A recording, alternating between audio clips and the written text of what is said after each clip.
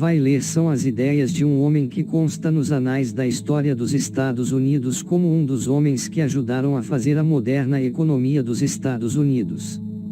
Um homem simples e filho de imigrantes que vieram fazer a América, e que aplicou na prática em sua própria vida, com isso conseguiu se superar espiritual e financeiramente. Um homem que não alijou o conhecimento da ciência do seu tempo, nem tampouco cometeu o grotesco erro de considerá-la infalível. Um homem de visão, capaz de ver aonde a ciência chegaria à libertação do homem, mas enquanto esse tempo não chega, ainda assim demonstra ele estamos providos de todos os meios para efetuarmos a libertação das cadeias da ignorância às quais a maioria das pessoas está presa. E um direito nosso conquistarmos essa liberdade, afirma Anel. Anel foi um self-made man que se tornou um dos executivos de maior prestígio em seu tempo, simplesmente aplicando os princípios que depois expôs em seu curso Sistema da Chave Mestra. Charles F. Anel foi um homem que inspirou os principais autores de livros de autoajuda que vieram após ele, inclusive os mais modernos, como Anthony Robbins. Um homem que soube unir ciência com misticismo. Como disse Fritjof Capra a ciência não precisa do misticismo, nem o misticismo precisa da ciência. Mas o homem precisa de ambos. Porém, Albert Einstein, bem antes dele, disse, a ciência sem a religião é paralítica, e a religião sem a ciência é cega. Um físico, autor do célebre livro O Tal da Física.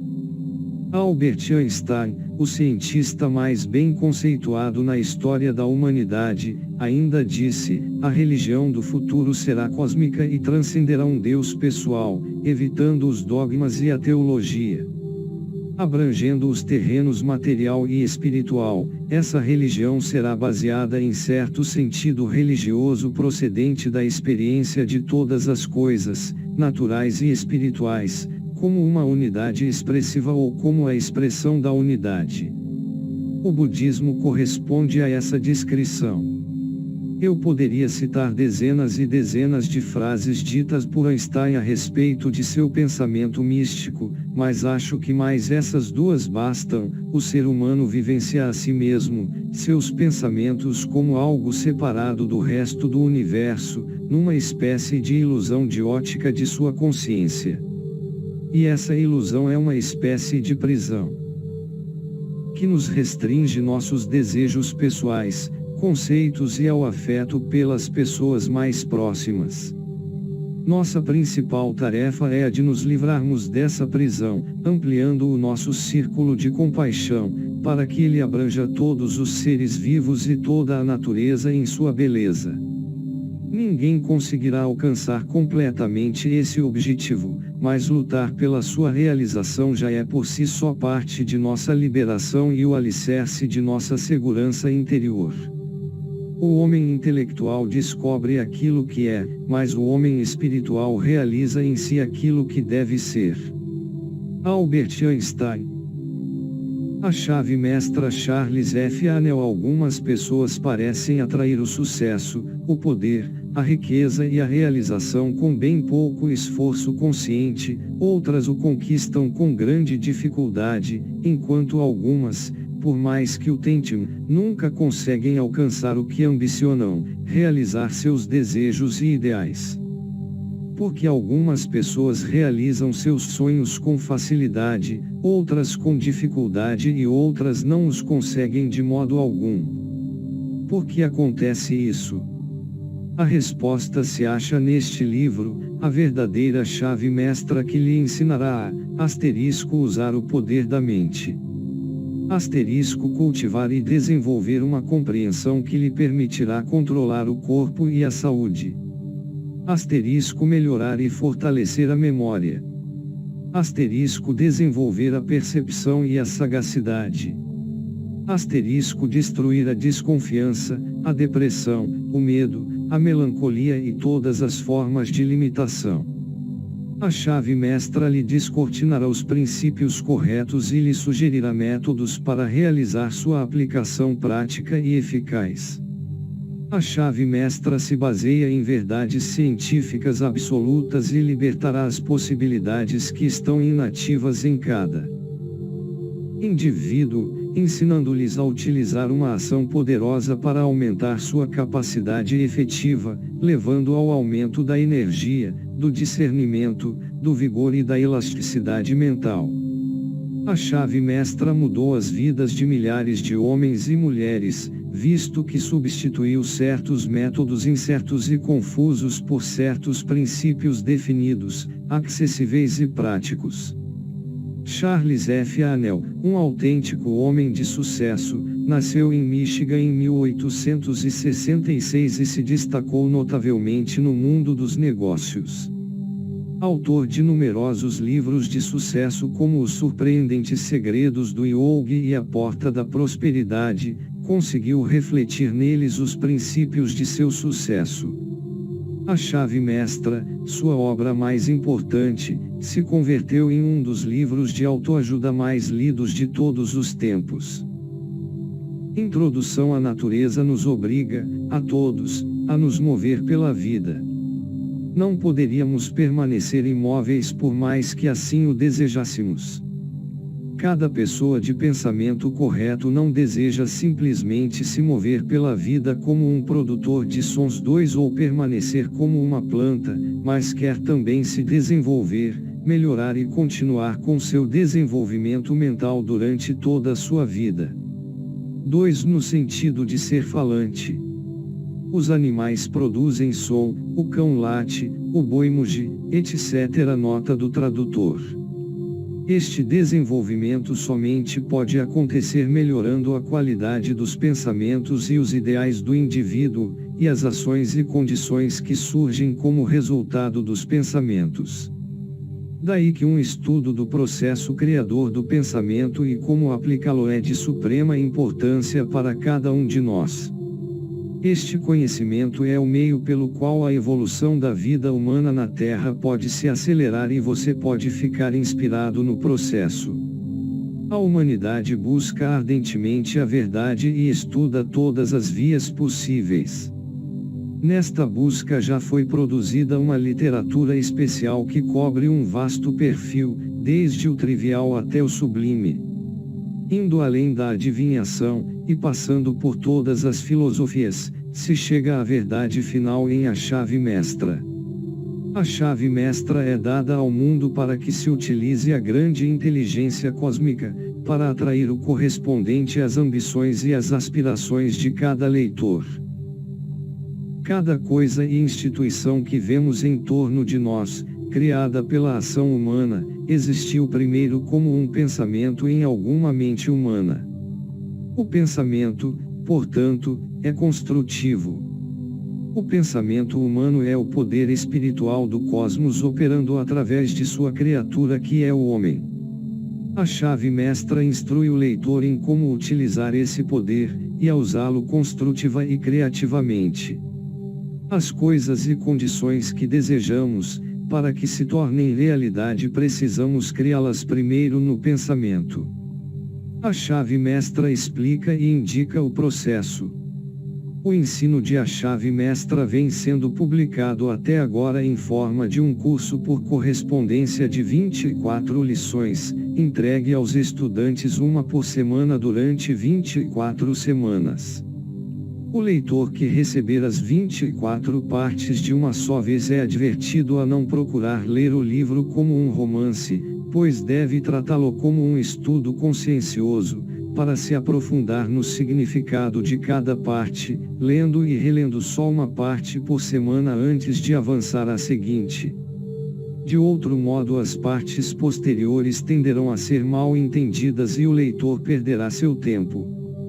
Utilizado do modo como se indica, a chave mestra fará do leitor uma pessoa melhor, e o capacitará com um novo poder para conseguir dignamente qualquer propósito pessoal e lhe dará uma nova habilidade para desfrutar a beleza e as maravilhas da vida. F. H. Borges. Prefácio. Alguns homens parecem atrair sucesso, poder, riqueza e conquistas, com bem pouco esforço consciente, outros se superam com muito esforço, e outros falham em tratando de alcançar suas ambições, desejos e ideais. Por que é assim? Porque alguns homens realizam suas ambições facilmente, outros dificilmente, e outros não as realizam em absoluto. A causa não pode ser física. Se fosse assim, os homens mais perfeitos fisicamente seriam os de mais sucesso. A diferença, portanto, deve ser mental, deve estar na mente, pelo que a mente deve ser a força criadora, e se constituiria na única diferença entre os homens. É a mente, portanto, a que vence o ambiente e todo o obstáculo no caminho dos homens. Quando o poder criador do pensamento for completamente entendido, seu efeito será visto e será maravilhoso. Porém, tais resultados não podem ser obtidos sem o denodo apropriado, sem a diligência, e sem a concentração. O estudante verá que as leis que governam o mundo mental e espiritual são fixas e infalíveis como no mundo material. Para obter os resultados desejados, então, é necessário conhecer as leis e estar de acordo com elas. Uma aplicação apropriada da lei será dada para produzir o resultado desejado com exatidão. O estudante que compreende que esse poder vem de seu interior, e que é fraco somente porque dependeu da ajuda externa, então quando se enfoca em seu próprio pensamento, corrige seus pensamentos, instantaneamente corrige a si mesmo, criam-se novos fundamentos, assume uma atitude de poder, e faz milagres.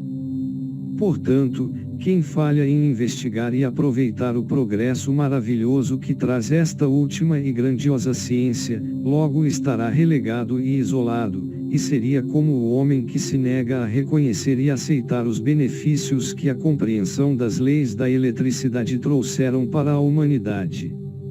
Claro que a mente cria condições negativas assim como também positivas e favoráveis, e quando nós nos visualizamos inconsciente ou conscientemente com toda sorte de limitações e discórdias, também criamos essas condições, e isso é o que muitos fazem inconscientemente todo o tempo.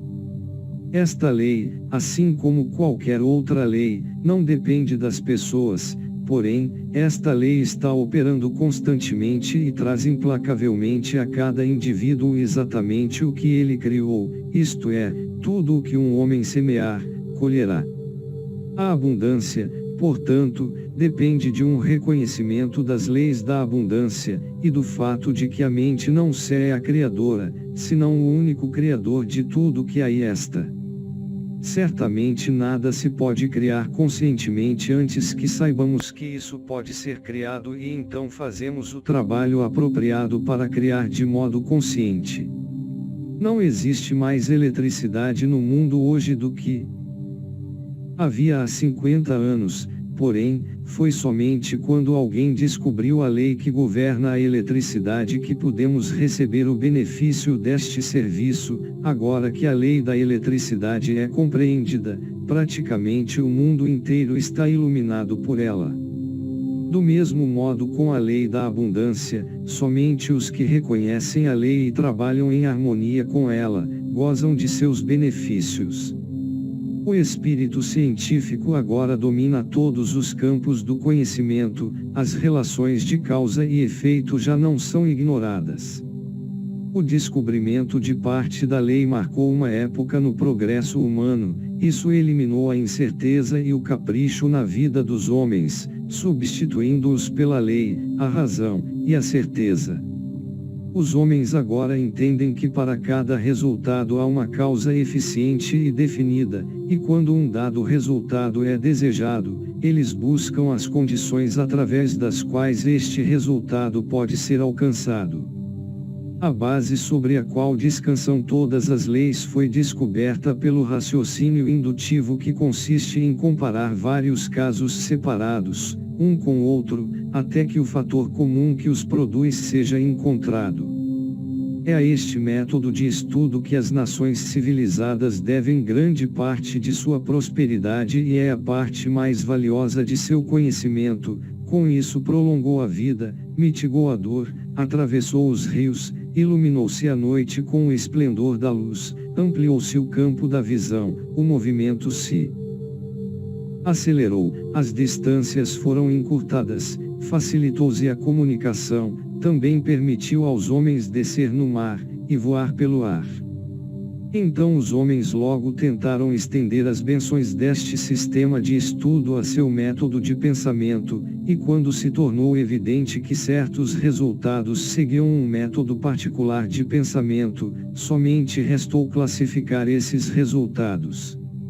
Este método é científico, e é o único método pelo qual continuamos sendo livres e temos a liberdade que estamos acostumados a ver como um direito inalienável, porque a gente está a salvo em casa e no mundo somente se a nação prover coisas tais como melhor saúde, maior eficiência nos negócios públicos e privados de qualquer tipo, avanço contínuo na ciência e na arte de forma conjunta, e a tendência dominante é fazer com que todos esses e outros aspectos do desenvolvimento nacional se centrem e girem em torno de elevar a qualidade de vida individual e coletiva, para que a ciência, a arte e a ética proporcionem a direção e os controles.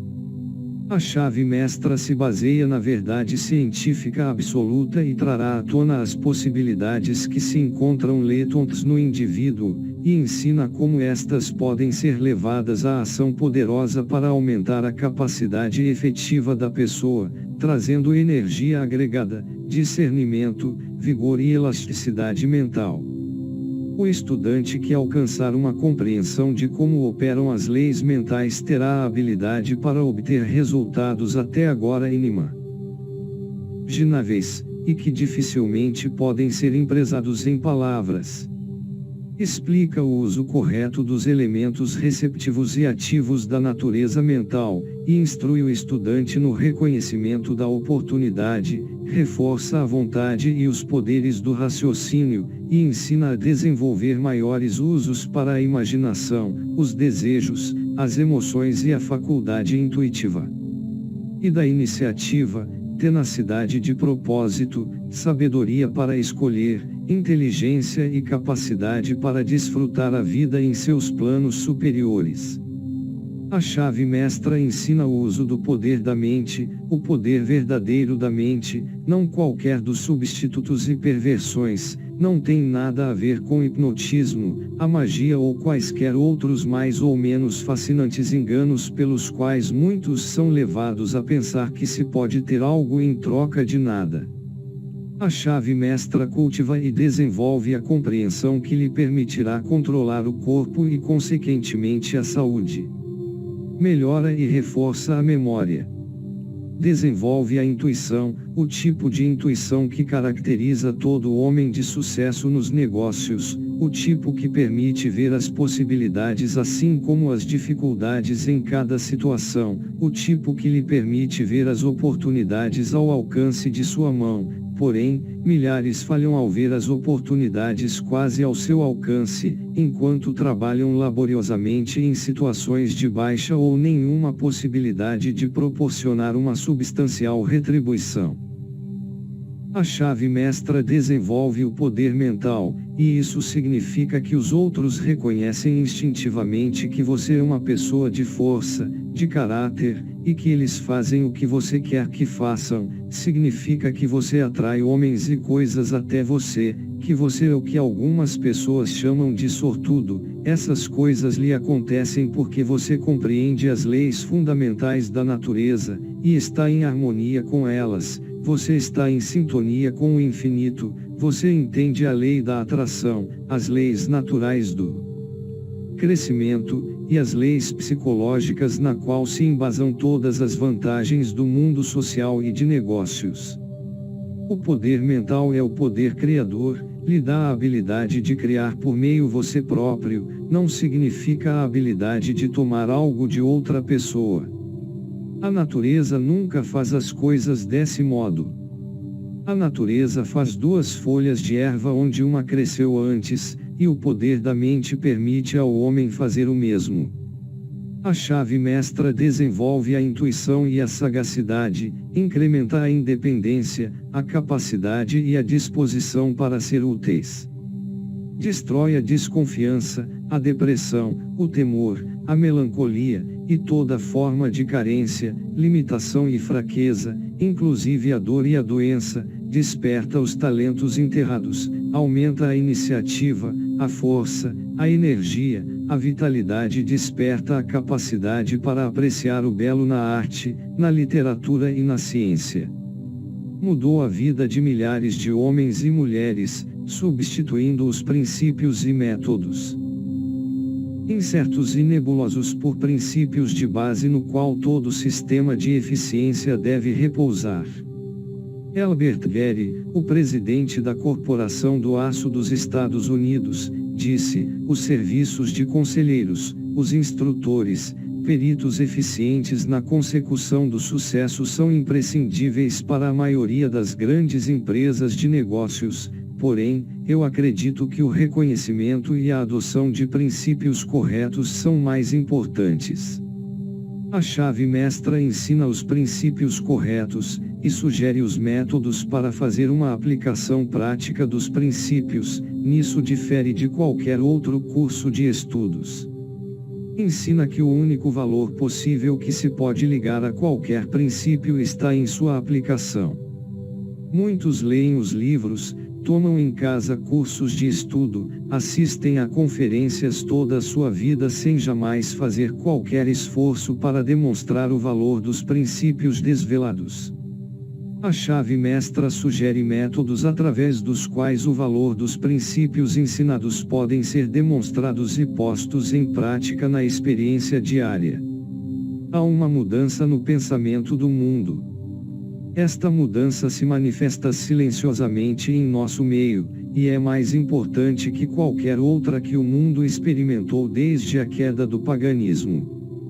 A revolução atual das opiniões em todas as classes de homens se mostra sem precedentes na história do mundo, desde os homens de mais sabedoria e cultura até nos da classe operária.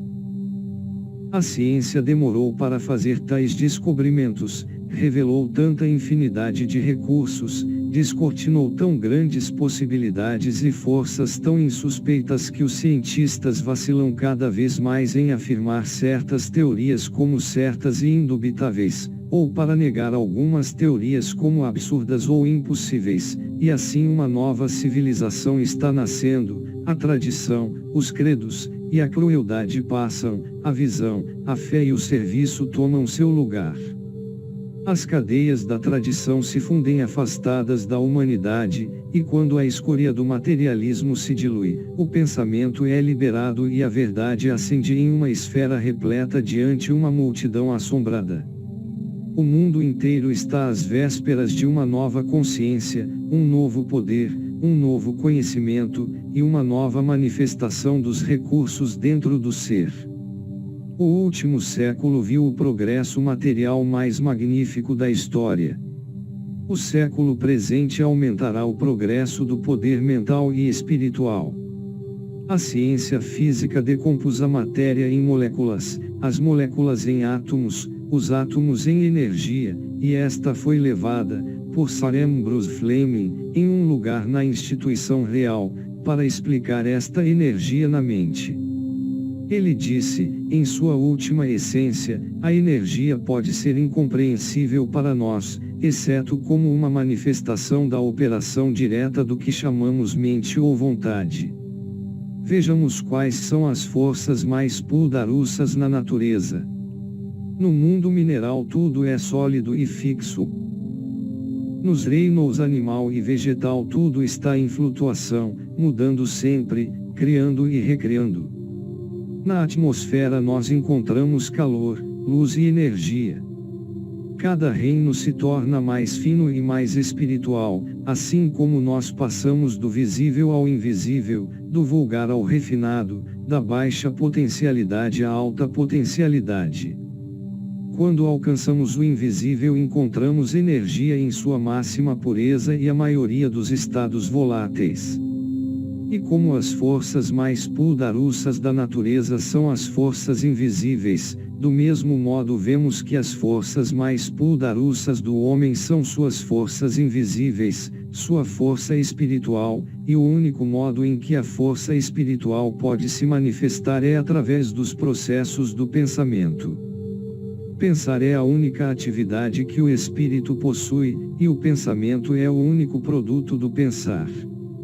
A adição e a subtração são, portanto, transações espirituais. O raciocínio é um processo espiritual, as ideias são as concepções espirituais, as perguntas são faróis e lógica espirituais, o argumento e a filosofia são o maquinário espiritual.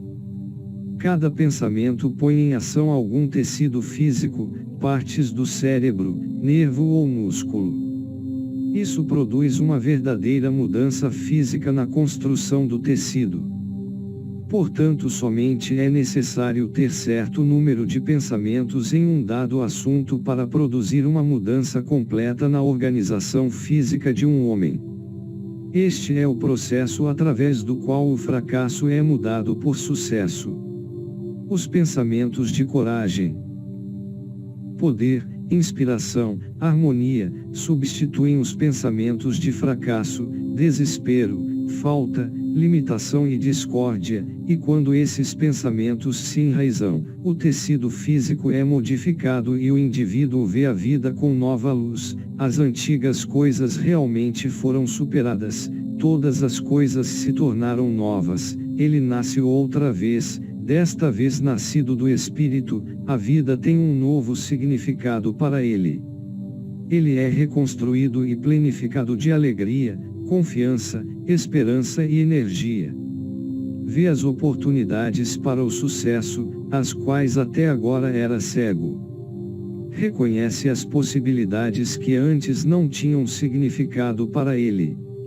Os pensamentos de sucesso com quais foi impregnado são irradiados ao seu redor, e o ajudam a ascender progressivamente. Ele atrai em sua direção novos sócios e de sucesso, e isso por sua vez modifica seu ambiente. Deste modo, e através do simples exercício do pensamento, um homem muda não somente sua pessoa, mas também seu meio ambiente, circunstâncias e condições.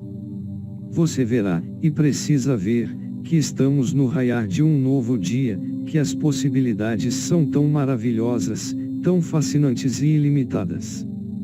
Faz um século qualquer homem com um fuzil de Gatling poderia aniquilar um exército inteiro equipado com as ferramentas em uso na guerra desta época. Porém, isso é o presente. Qualquer homem com um conhecimento das possibilidades contidas na chave mestra tem uma vantagem inconcebível sobre a multidão.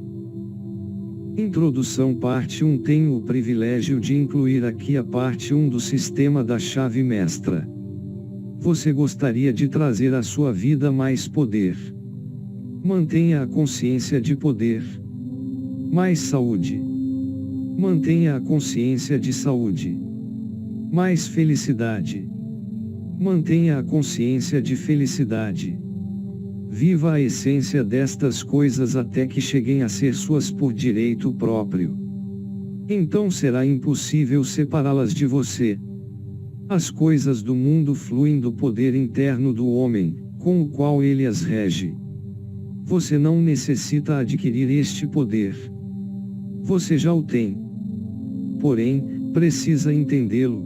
Precisa saber utilizá-lo, a controlá-lo, a impregnar-se com ele, a fim de poder avançar e trazer o mundo diante de você.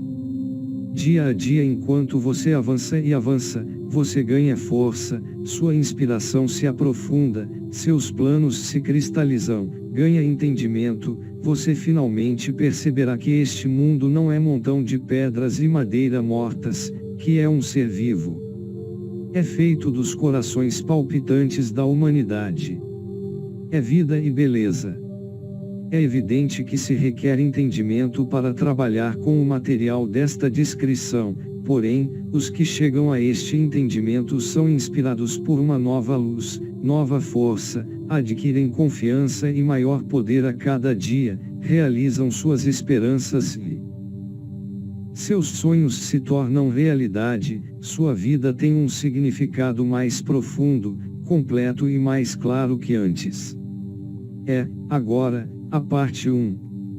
Parte 1.1. Que o bastante atrai mais é verdade em cada plano da existência e que uma perda leva a uma perda maior é igualmente verdade.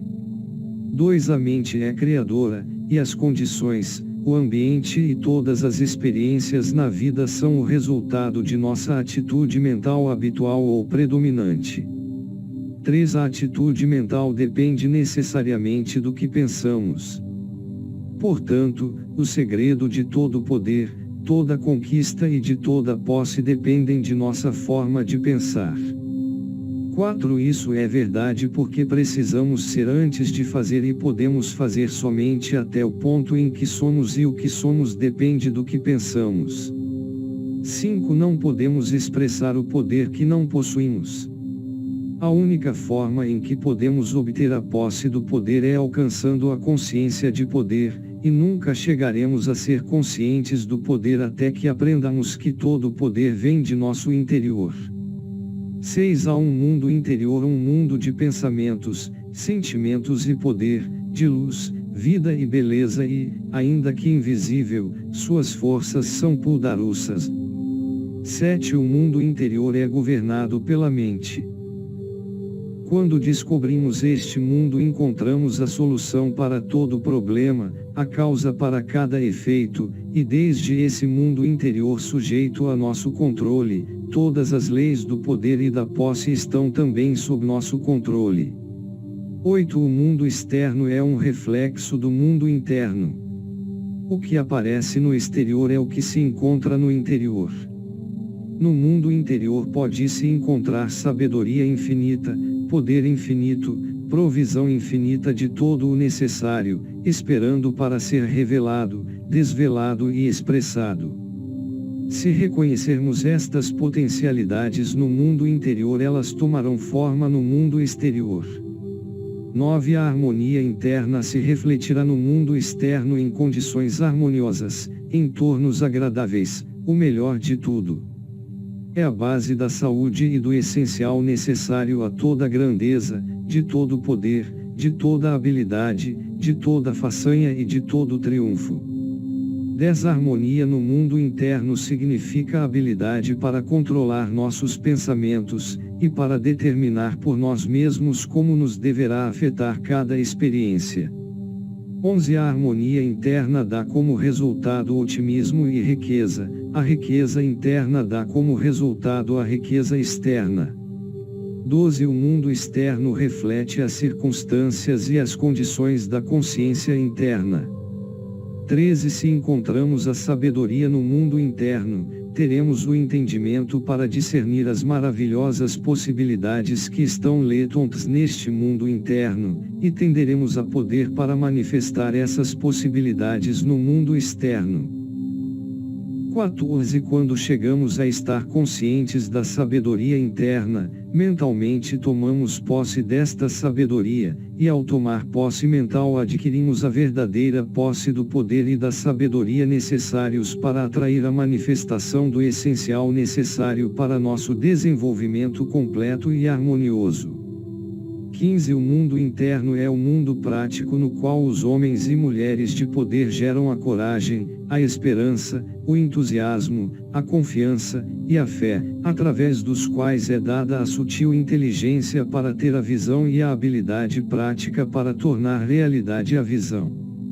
16. A vida é revelação, não um crescimento.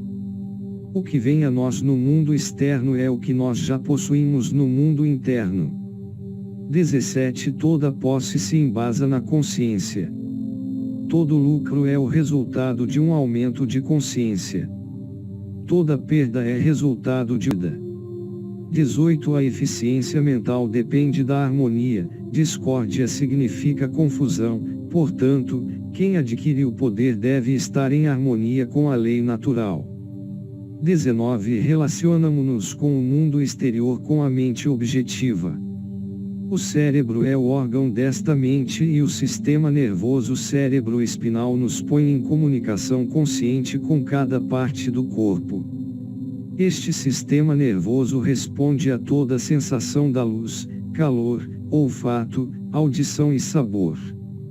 20. Quando esta mente pensa corretamente, quando compreende a verdade, quando os pensamentos enviados através do sistema nervoso cérebro-espinal ao corpo são construtivos, essas sensações são prazerosas e harmoniosas. 21. O resultado é que obtemos fortaleza, vitalidade e todas as forças construtivas em nosso corpo, porém, é através desta mesma mente objetiva que toda dor, doença, carência, limitação e toda forma de discórdia e falta de harmonia entram em nossas vidas.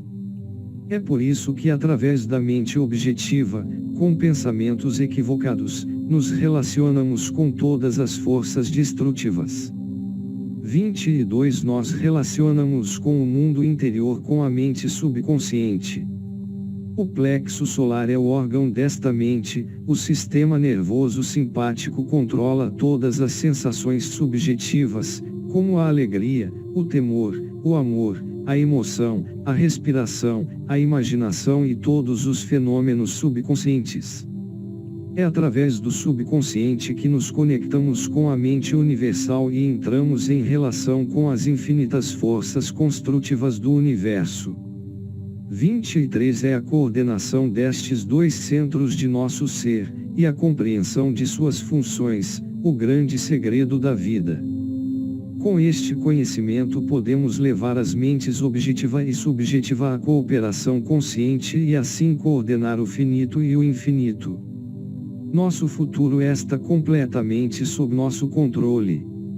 Não está à mercê de nenhum capricho ou poder externo incerto. 24. Tudo leva a crer que há somente um princípio ou consciência estendendo-se a todo o universo, ocupando todo o espaço e sendo essencialmente o mesmo tipo em cada ponto de sua presença. É todo poder, toda sabedoria e sempre está presente. Todos os pensamentos e coisas estão dentro dela. É o todo em tudo. 25. Somente há uma consciência no universo capaz de pensar, e quando pensa, seus pensamentos se tornam coisas objetivas para você. Como esta consciência é onipresente, deve estar presente no interior de cada indivíduo deve ser uma manifestação da consciência onipotente, onisciente e onipresente. 26. Somente há uma consciência no universo que é capaz de pensar, esta empareda necessariamente com a sua consciência, que é idêntica à consciência universal, ou, em outras palavras, todas as mentes são uma única mente. Esta é uma conclusão iniludível. 27. A consciência focalizada em suas células cerebrais é a mesma consciência que se centraliza nas células cerebrais dos demais indivíduos. Cada indivíduo não é senão a individualização da mente cósmica universal. 28. A mente universal é estática, é energia potencial, isso é simples, somente se pode manifestar através da mente individual, e a individual pode se manifestar somente através da universal. Ambas, as mentes, são uma. 29. A habilidade do indivíduo para pensar é a sua habilidade para atuar no universo e levá-lo à sua manifestação. A consciência humana consiste somente na habilidade do homem para pensar. A mente em si mesma é considerada uma sutil forma de energia estática, da qual surgem as atividades chamadas pensamentos, o qual é a fase dinâmica da mente. A mente é energia estática, o pensamento é energia dinâmica, duas fases da mesma coisa.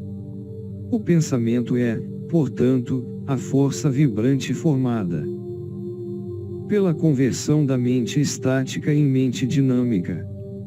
30 Como a soma de todos os atributos estão contidos na mente universal, a qual é onipotente, onisciente e onipresente, esses atributos devem estar presentes sempre em sua forma potencial em todo indivíduo. Portanto, quando o indivíduo pensa, o pensamento é compelido por sua natureza a tomar sua própria forma em uma objetividade ou condição na qual corresponderá com sua origem.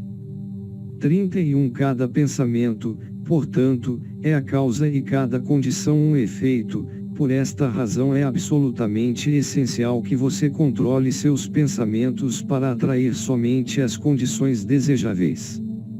32 Todo poder vem do interior, e está absolutamente sob seu controle, este vem através do correto conhecimento e pela aplicação voluntária de princípios precisos.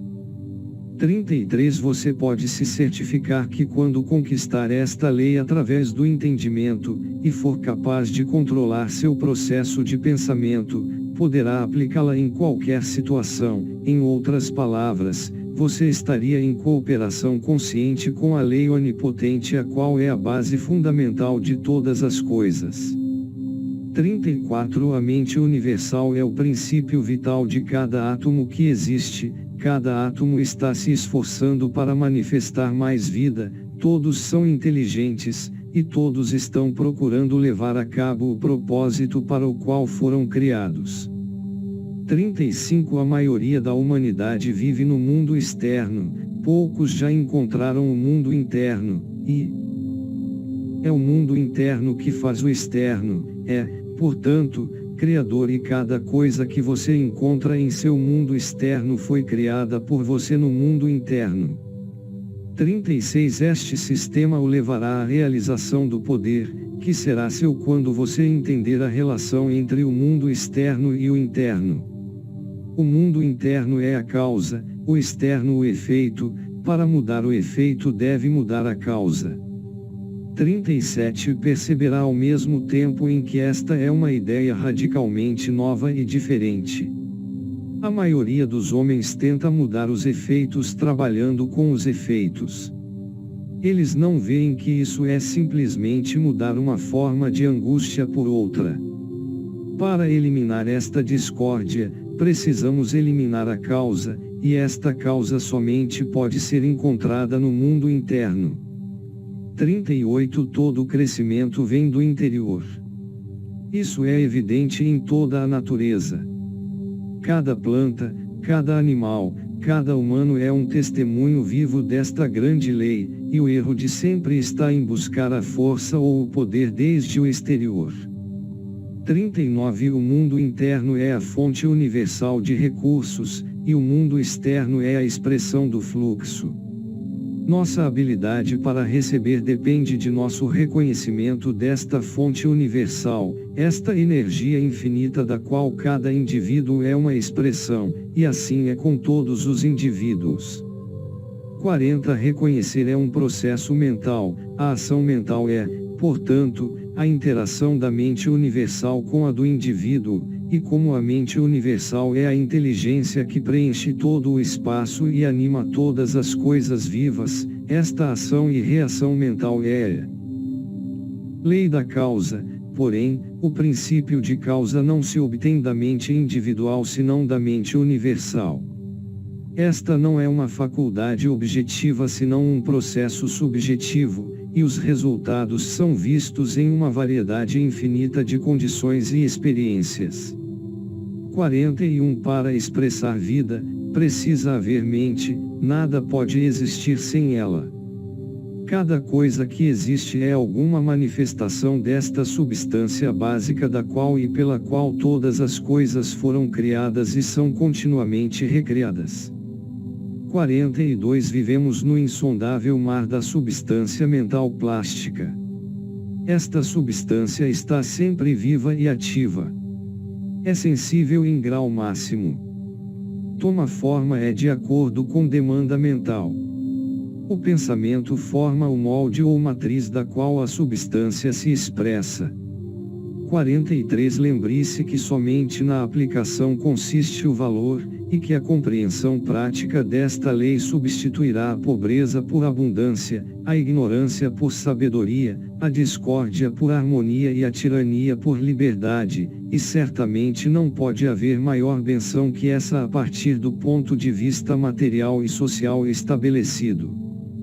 44 Agora você tem aplicação. Escolha um quarto no qual possa estar a sós e sem interrupções. Sente-se reto, confortavelmente, porém, sem se reclinar. Deixe seus pensamentos vagar para onde seja a sua vontade, porém, fique quieto de 15 minutos a meia hora. Continue fazendo isso por 3 ou 4 dias ou por uma semana até que se certifique do completo controle de sua parte física.